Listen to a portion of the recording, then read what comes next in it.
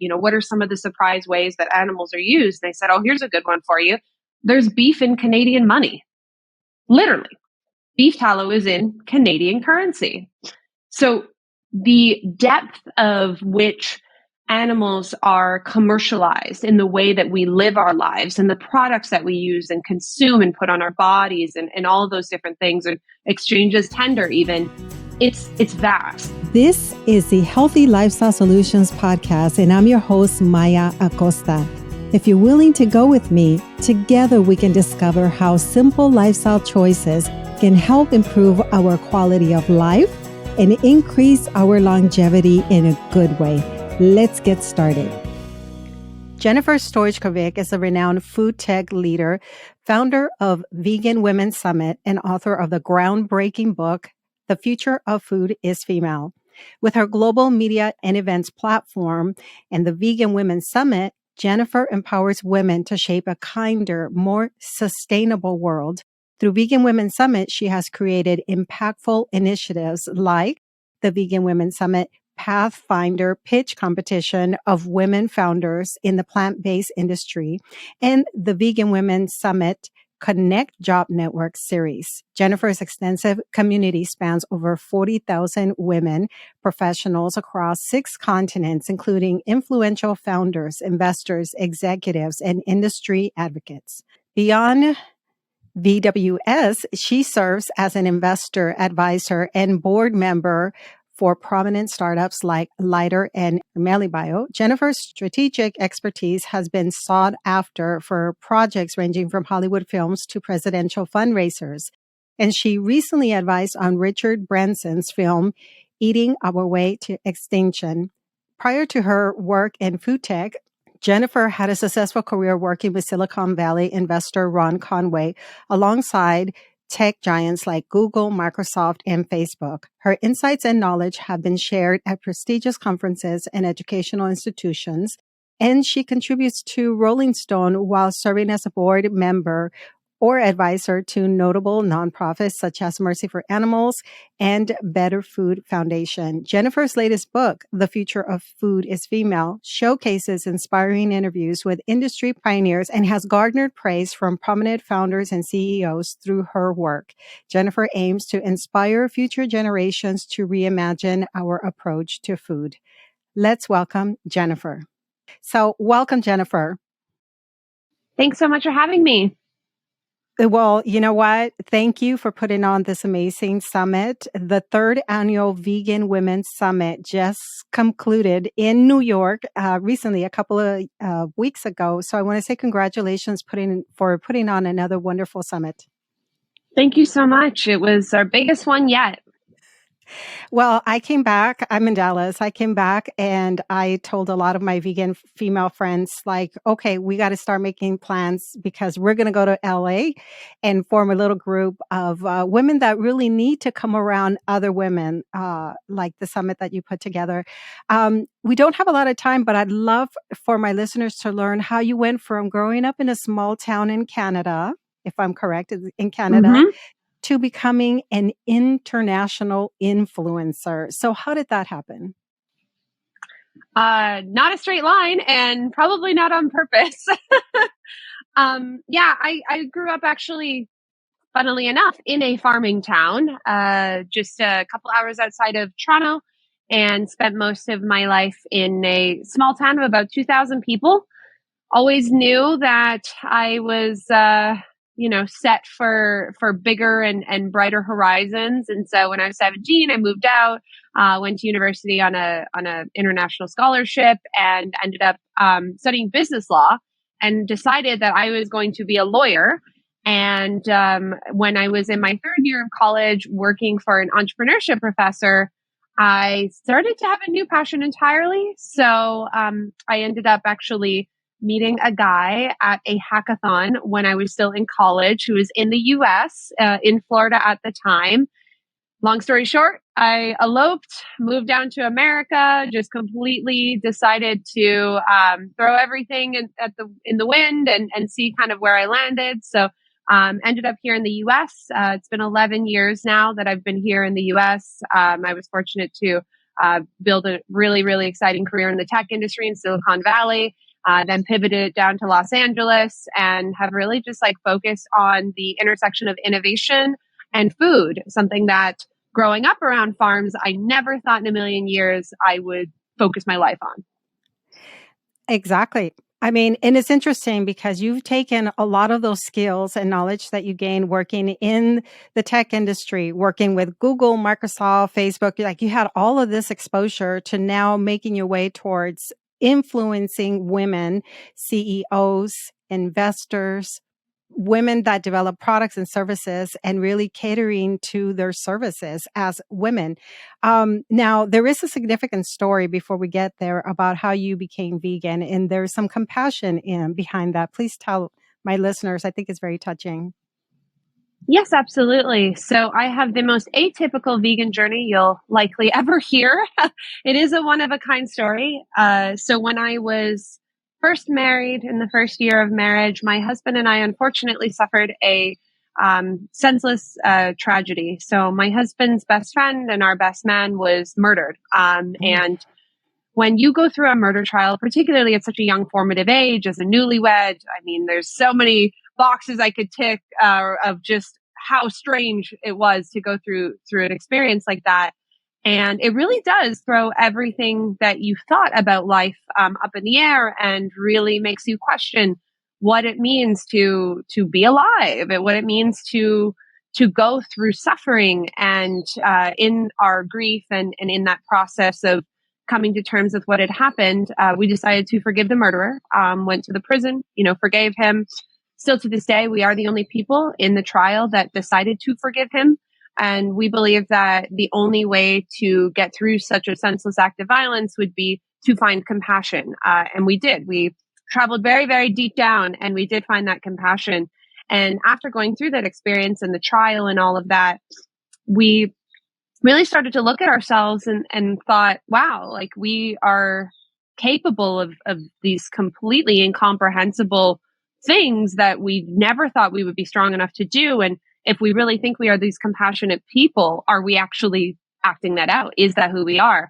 And so for us, it was just such an obvious choice. What do you do 3 times a day? What is that act of compassion that you can be a part of? And better yet, how do you remove yourself from that suffering when you have been a person that has suffered that immense amount? So that is how we decided to become vegan. Yeah, it's incredible that you made this connection, having compassion for another human being, which means that you probably saw that there was suffering behind whatever, for the reasons that he made these choices of taking someone else's life. There was something going on with that individual, and you saw that suffering and you saw compassion, and suddenly you make that connection and see the reality of what is hidden from us, which is that animals suffer when they're raised and then murdered for our consumption. It's incredible that at such a young age you could see that. And then you went on to work for Silicon Valley and had all this exposure with big names. And so now I want to know, because it became very meaningful. I was aware of the summit last year and couldn't make it this year. I said, okay, tight schedule, but I'm going to make my way to the summit in New York. Tell us why the world needs a vegan women's summit. Well, I think that when we really get to the core of how we eat on this planet, it really is centered by women. Not only do women produce much of the food that we eat, but women buy most food products in the world. So 93% of all consumer food purchases are made by women. And if the majority of all food purchases are made by women, that means that if we want to transform the way that we eat, it must be a women-led movement. And so the more I learned about this, especially as I was writing my book, The Future of Food is Female, the more I became sure that the grocery carts of this world are going to be unlocked by mothers and daughters and sisters and cousins and best friends, because the reality is that women influence almost every food purchase that's made here in the United States and otherwise. There's a reason why you go to the store and you see very oftentimes men FaceTiming, trying to pick out the items that they're shopping for. You see, even in the many male CEOs that I work with, they tell me that they're buying the brands that their mother taught them to. And there is just this undue influence of women when it comes to the way that we eat. And so naturally, Vegan Women's Summit, that is the way that we are going to power that change. Now I have this mindset of how many of those are female owned. And I want to thank you for that, for this awareness that you're bringing into our lives, that we should consider what women have to offer. And there are many biases that you talk about and challenges that women face in general. Maybe we can go with that first, talk about some of the challenges, how difficult it is for women in general who are trying to get their businesses up and going. And then also the challenges that other women have who might want to support female-owned businesses like investors. I know that at the networking event that you recently had for the Vegan Women's Summit, there were some classes that were going on, and there's all this financial education that many of us don't have. So let's start with that about women and female-owned businesses. Well, because you're really thinking about the underrepresented nature of women across the entire spectrum, right? So, I'm also an investor in the space. I'm a VC. For those that are listening, you're getting the scoop because in a few weeks' time, we are debuting the exclusive announcement. I have raised a VC fund. And let me tell you, 95% of VCs are men. Like 5%, it's 1 in 20 of us are on the other side of the table when it comes to who gets capital, right? So how does that affect the rest of the ecosystem? Well, quite profound. So then you have, when it comes down to the actual investments itself, less than 3% of all VC capital, all venture capital in the world is going towards women founders, right? And so why is that? Well, it's not, there's what is known as unconscious bias, and then there, of course, there's conscious bias. And so when you think about bias, people think of overt discrimination. They think of, her little woman brain, we're never going to invest in her. But that's like not the reality. That kind of discriminatory behavior is sometimes, of course, there's bad actors, but that's not how most people are, unfortunately, kind of participating in this system of inequity. Most people have more of an unconscious bias when it comes to investments. And so a big space that has been very untapped until very recently is like infant formula. Infant formula is a massive, massive category. They think that upwards of 5 to 10% of the global liquid dairy market finds its way into infant formula. It is a tremendous market size. On top of the fact that the majority of all infant formula that's available is still pretty much dairy. It's the same stuff that was created 50 plus years ago by Nestle. And 75% of Black Americans are lactose intolerant. 90% of Asian Americans are lactose intolerant. We have an increasingly diverse world, particularly here in the United States, that is not reflective of dairy infant formula. And we know the vast majority of babies in the United States are raised on infant formula. And so every single box I just told you, like tick every single box, awesome opportunity for investment. And yet, until a few years ago, nobody was paying attention to it. I actually have women founders that I work with that were told verbatim by male investors that investing in infant formula is not a food investment. Like, they did not consider infants to be a market size, so that's just to give you an idea of it's not that there is a particular behavior that says we're not going to invest in women. It's this lack of awareness of issues that would traditionally affect women. So mothers are the ones that are breastfeeding. Mothers are the ones that are buying that formula. So mothers are going to be more likely to understand that problem and how to solve it and what the investment opportunity is. And that's just one tiny example of many, right? If we look on the broader perspective to women entering menopause, things like that, like there are massive untapped entire markets because of the lack of women that are on the other side of the investing table. Yeah, very good point. And, that's interesting because we as women, I feel like we're problem solvers, we're creative. We see a need for certain products to be developed, certain services to be made available for us. So we're constantly, since we are the main consumers of what we bring in our household, it's interesting that other people would not necessarily listen to our ideas, especially the creative ideas. I recently I'm sure a lot of people watch Shark Tank now.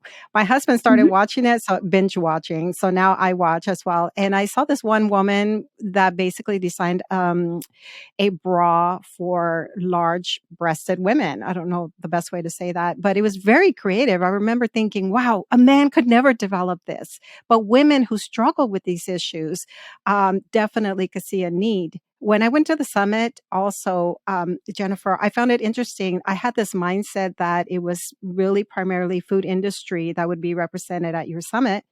And then I come to see that there are vegan purses and cosmetics that are vegan, but are also just cruelty free, environmentally, like sustainable and good for the environment.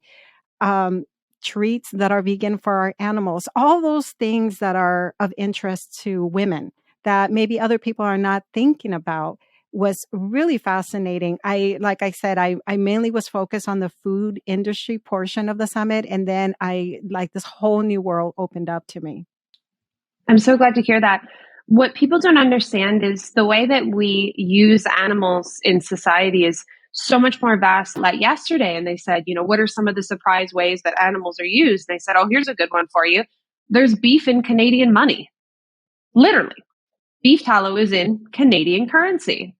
So the depth of which animals are commercialized in the way that we live our lives and the products that we use and consume and put on our bodies and all of those different things, and exchanges tender even, it's vast. And so for us at VWS, we know that true transformation will happen when we can have a way to move away from all the aspects of the usage of animals. And so it's not enough to simply, have a non-beef burger, because that cow also would be used for, say, gelatin and collagen. And so now all of a sudden we have beauty products that are saying, hey, we're a gelatin-free beauty product, right? And then we have a bag that says, hey, we're a leather-free bag. And so we really have to have a comprehensive view when it comes to that reinvention and what it means, because it will have vast effects all over the world when you start to disrupt one of the key products in which animals are made. And if we are not able to identify all of those other products, those side stream products, we're not going to truly be able to remove animal usage in the system. So fashion really is going to have a big moment, I think, coming soon, especially as the non-animal leathers are greatly, greatly improving. A good friend of mine just, I can't say who it is, but they inked a deal with Jaguar to potentially do, some new lines of non-vegan leather in their cars. And my car, I just bought the new electric Mustang, comes only in vegan leather. So Awesome. that's just a couple examples. And if we start to really crack it open, there is an entire world of innovation that we can have under our fingertips. We just need a little bit of creativity and just to dream a little bit bigger. Just need that imagination to understand what a 360-degree experience is to live in an animal-free, cruelty-free world. And that is what VWS is. Even if just for that day, you walk in and experience what a future world could be. Exactly. And I feel that as you're becoming this hub of vegan women, we're also raising this awareness and hopefully demanding cruelty-free products, exactly like you're talking about your Mustang that's vegan. That's incredible. Who would have ever thought? Now, tell us more about the Vegan Women Summit, VWS. It's not just an in-person event. You initially, the first year that you held your in-person event, you had 250 people. This time you had about 1,000, your third year. But it's beyond the in-person summit. It's a platform. It's a hub. It's the way that you bring women together. Tell us a little bit more about that. I'm so excited. Yeah, so we started with 250 women. This year we had just over 1,100. So it grew quite quickly. Yeah, more than quadruple its size in 3 years. And that is our flagship summit, the Vegan Women Summit. But our organization, VWS, goes much farther than that, especially throughout the year. And so we do a pitch competition. We've been hosting a pitch competition for the last 3 years. It is a virtual pitch competition, so we reach women founders all over the world, and they pitch us their ideas. Many of those women then went on to become the Vegan Women's Summit participants. So you may have seen Veronica with Negs, who spoke, as well as demoed her shell-free plant-based egg. She was the winner of Pathfinder last year. VWS Pathfinder is the name of our competition. Sundial Chicken, who has those healthy, clean label drumsticks. Jessica was the winner the year before. So we're truly creating like an alumni to help launch these women's brands. And so the pitch competition that we do for anyone that's listening that has a startup idea, we will release the application in the summer, and then we will do the pitch competition in October. It is completely virtual, so we're able to reach thousands of women around the world. I've had over 1,300 women pitch from 31 countries and counting. So that is, that is how we are helping build the innovative pipeline for founders. We also do job networking. We've connected over 2,000 job seekers with companies like Beyond and Impossible and folks like that. And of course, we do lots of other programming throughout the year. We do the State of Women in the Future of Food. It's the only industry report about women founders, and lots of cool collaborations to help grow the community. Last year, I launched my book, The Future of Food is Female, and we had a global book tour. I think I did like 20 or 30 cities all over the world, building the VWS vibes everywhere we went, just really showing a sense of community that women are powerful and women are the key to unlocking what I believe is the single most important thing when it comes to safeguarding our future and our children's future. Absolutely. And I have a copy of your book. I purchased it ahead of time before going to the summit because I really wanted to understand it, and see who was in it. And hearing the stories of the individuals that you're highlighting, like Miyoko is one of them, who was also at this year's summit, hearing how they develop their products, their services, and the challenges that they may have faced. This is sort of like a collection of stories that can be really inspirational. Like, I'm thinking just of my listeners. Most of my listeners are women. And I think of women who have all these ideas, but they're still, it's scary, Jennifer, to have to leave a 9 to 5 or a job that you've had for many years to venture off and take a chance on a service or a product that you believe is well needed. But to hear these stories of women who are inspired to make the change, to take a leap of faith in many ways to accomplish their goals and their missions. It's a beautiful book. And I was so busy in the media room at the summit that I didn't get a chance to meet you in person or even get my book autographed. But I'm so glad that we're here today talking, because I think this is the beginning of many things to come. And I did come back on fire, and I really connected with my vegan female friends. And I said, this is something that we need. I think at least once a year, if not for those that are CEOs, entrepreneurs who could also use your hub to network and grow and learn about strategies. That, and then of course, women coming together to support one another is so beautiful. Yeah, I'm so glad to hear that. I really, in many ways, created VWS for myself. As a woman executive, was very alone a lot. I was, especially in the tech industry, I was the only, woman in most of the settings that I was in. And it's very important for us to have that sense of community. As I've done this over the last few years, I created this with the thesis in mind that women's empowerment could do important things, but it was a theory. And now that I have seen it, it's just indescribable, the kind of magic that comes from these catalyzing connections that we create. I have every day in my inbox, like whether it's an email or a DM or in my LinkedIn, or someone's tweeting at me, like literally every day, I'm getting some sort of story of something that came from VWS of, hey, you said that thing a year and a half ago of something I forgot I ever said. By the way, I started a company. Look what happened out of it. And that is just like one of many stories. I have so many women, especially really, really powerful, accomplished executive women that reach out to me that say, I am so sick of doing this like 9 to 5, and I am working for something I don't care about. And I'm finally jumping because you've inspired me, or VWS has inspired me. And that's how we're going to change the planet. You have said in the past that while all your speakers at the actual in-person summit are women, you don't shy away from working with our allies, our male allies, if they want to support us in business. I wonder, so I have two questions. One is the partnership that you had, or the collaboration that you had with A Billion, which was started by, I don't know if I say his name right, but Vikas. I always say it wrong, but Vikas Garg, who founded A Billion, which is an amazing vegan app that introduces you to not only foods in your area. I mean, he's going to be on the podcast to discuss that. Can we learn a little bit about your collaboration with him for the summit? And also, how do you advise startup companies, or how do you evaluate what a startup company needs and how to guide them in the right direction?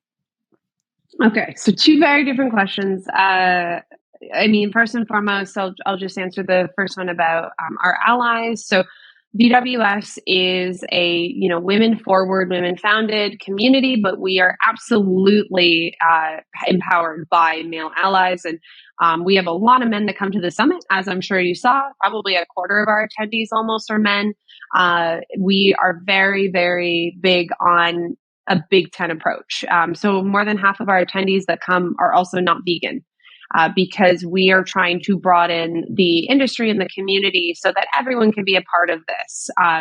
We have predominantly, to be honest, been supported probably by male CEOs. So, I work closely with the CEO of Impossible, my friend Peter. I work closely with the CEO of Wicked Kitchen, my friend Pete, and the CEO of Tyndall, my friend Andre, and Vikas from A Billion. And so, it's interestingly enough, quite a lot of our supporters, and our biggest ones at that, are men. And of course, our big supporter this year, Mayor Eric Adams. So yes. I don't believe that there is any conversations in which we can have about building an equitable future, whether it is for women or animals or all of the above, without having everyone involved. And so we are excited to continue to expand our male audience, and we want everyone to feel like they can be a part of this. And there's a lot to learn.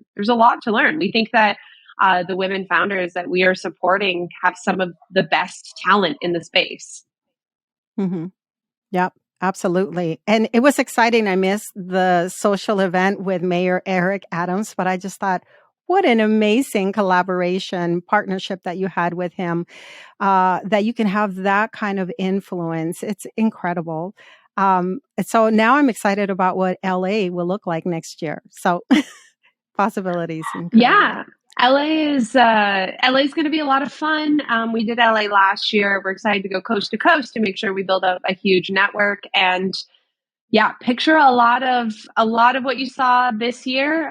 We'll probably be a little bit bigger, even potentially next year. Of course, we bring the LA Cali sunshine, which will be lovely. And we're very excited to really build a different culture around the way that we eat, the way that we live, the way that we work, what we decide to spend our time on. It's a post-pandemic world where you had a lot of introspective time to really think about who you are and what you do and the impact that you have on the planet. And for many people, women in particular, but for many, they want to be a part of something bigger and better than themselves. And it's not simply enough for a lot of people to kind of wake up and tick that box and, get that paycheck. Yeah, absolutely. So what is something that we can do today to support women in business?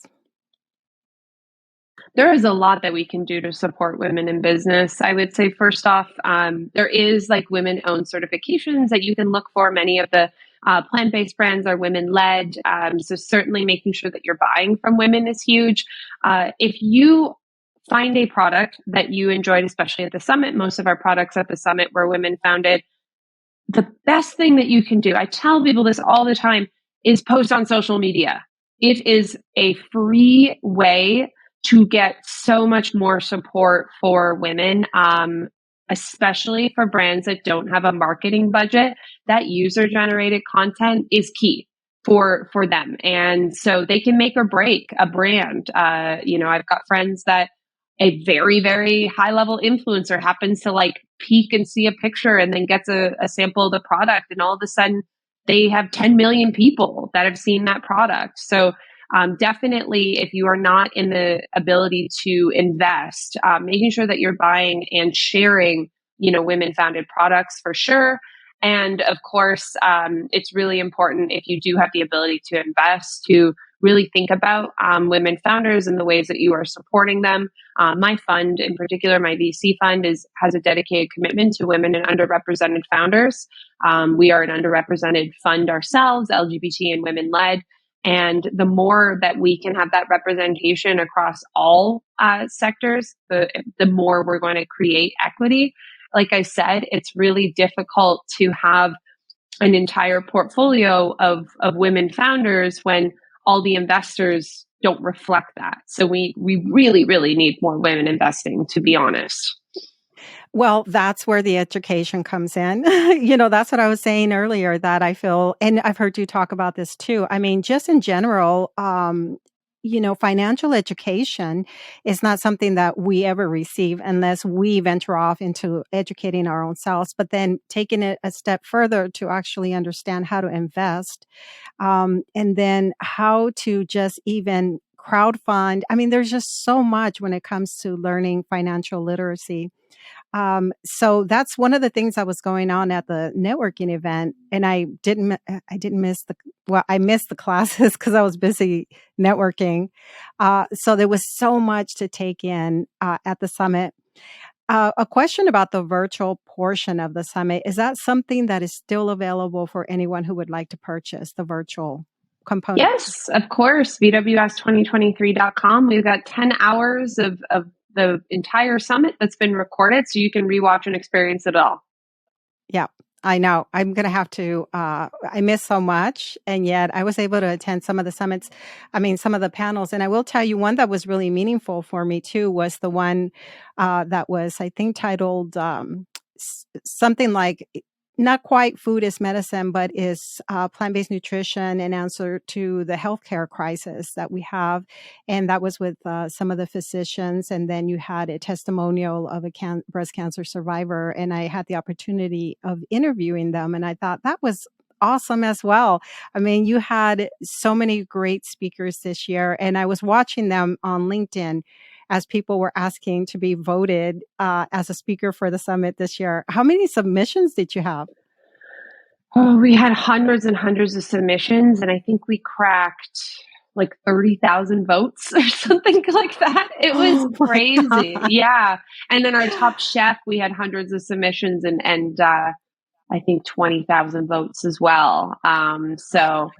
We really focused this year on making it community driven. So it was really important to us to branch out and include speakers that we didn't know. And we thought, what better way to do it than like have a community driven round? And it was immensely successful. We're very excited about it. We actually took it was a South by Southwest, who in Texas. Yeah. They've famously been doing voting and speakers for many, many years now. And so that's where we got the idea from, because I spoke at South by Southwest this year and we thought, hey, how cool would it be if we allow people to organize their panels and topics and send themselves in? And so that's how we selected a bunch of the content. And then we also had the Top Chef competition where we had chefs that competed to win VWS Top Chef live at the summit. So we had actually our chefs came from Canada, Mexico, and the US, just by happenstance. That's how it worked out.